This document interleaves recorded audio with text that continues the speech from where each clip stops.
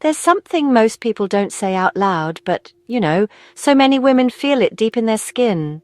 That uncomfortable, disorienting moment when the body just seems to shut down. It's not that there's no love, no affection, no longing for connection. It's that the body, without warning, just says no. And honestly, we don't always know why.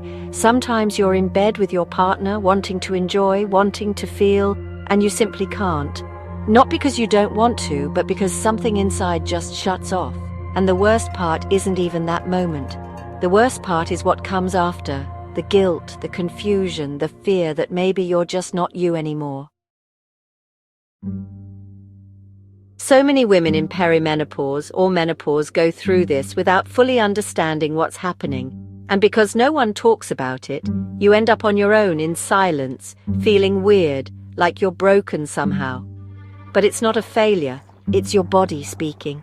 And when your body speaks, you need to listen. That unexpected no can come from so many places. Sometimes it's physical hormonal changes really hit us hard.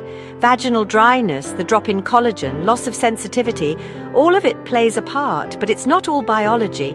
So often, the body is echoing emotions we've swallowed for years. Emotional fatigue, disconnection from ourselves, the pressure to keep performing, even in the bedroom. The feeling that you're doing something just to keep the peace. And of course, when your heart's not fully in it, your body just knows. It responds, it shuts down, it protects itself. What no one really talks about is that, honestly, many women fake it. They pretend to avoid hurting their partner, to dodge an awkward conversation, to escape the fear that maybe their desire has vanished for good. But that pretending, that disconnection, leaves behind invisible scars. You start losing yourself bit by bit. You forget what you actually like, what you truly need. And at some point, you no longer know whether you're doing it for pleasure or just out of habit. There are bodies that say no because they're tired of being ignored, because they've been overworked, pushed beyond limits, overlooked for far too long, and eventually they rebel. They shout from the silence, and that, far from being a problem, can actually be the gateway to something deeper, a more honest, freer, more personal kind of sexuality.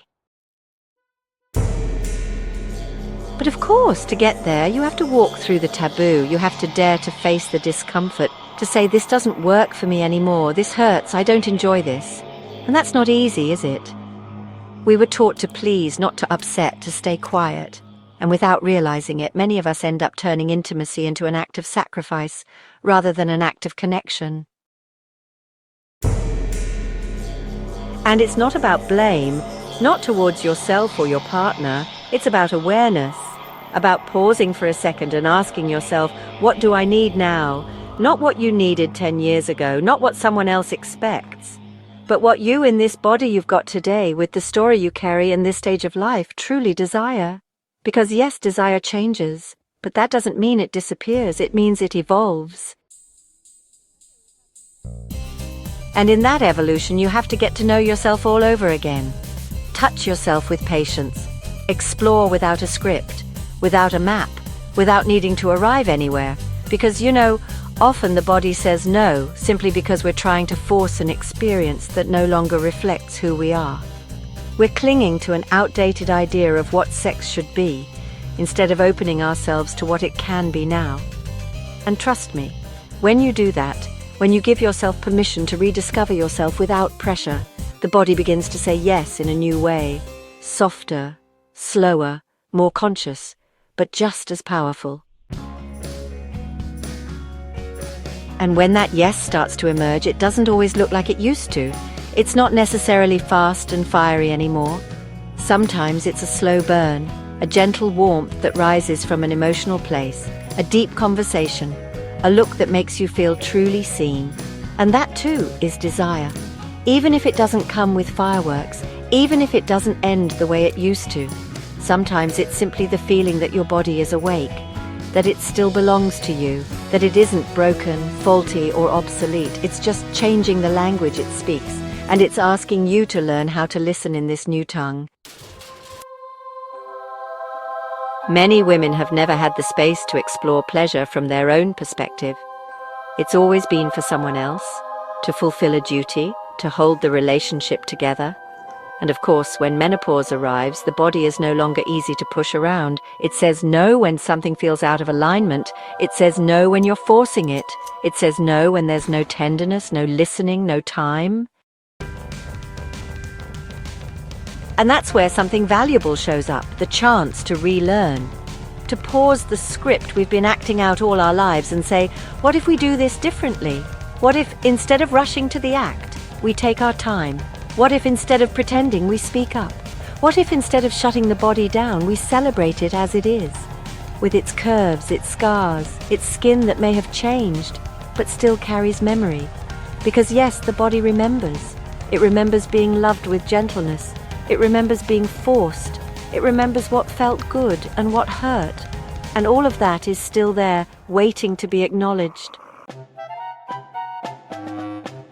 Sometimes the body's no is also a call to heal, to look at old traumas, wounds from other times stuck in the muscles, in the nerves, in the silences.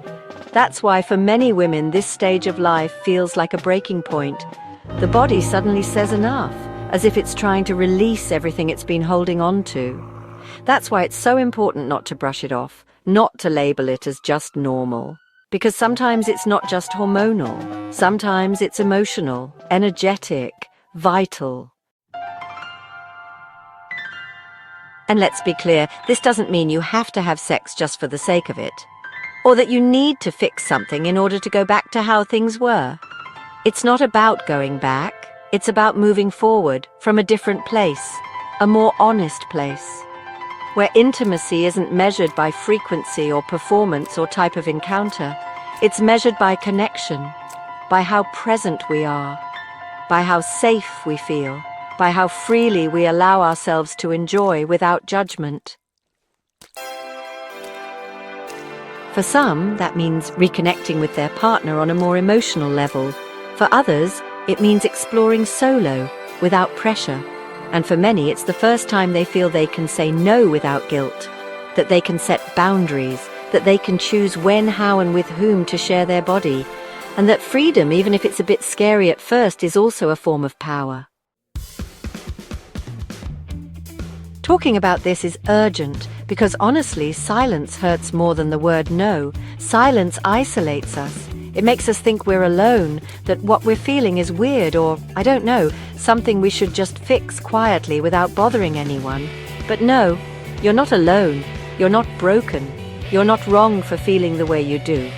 There are others like you, women going through this change, women who felt lost, disconnected, confused, and who, little by little, are reclaiming their desire in their own way, at their own pace, with new rules. That's why this video isn't just an intimate chat. It's an invitation to stop hiding, to talk to your partner if you have one, to seek professional support if you need it, to give yourself time, to listen to your body without rushing it, because your body isn't your enemy, it's your ally. And if it's saying no, it's not to annoy you, it's to protect you, to guide you, to show you a new path back to yourself. And maybe that path doesn't look anything like what you've experienced before. Maybe it's slower, more emotional, more intuitive, but also deeper, freer, more real. And trust me, when you get there, when you give yourself permission to experience your sexuality from that place, what arises isn't less pleasure. It's pleasure with purpose, pleasure with soul, pleasure without masks. So if you're going through this right now, don't resign yourself. Don't shut down. Because what your body is telling you isn't the end. It's the beginning of something new, something more yours, more honest, and profoundly transformative.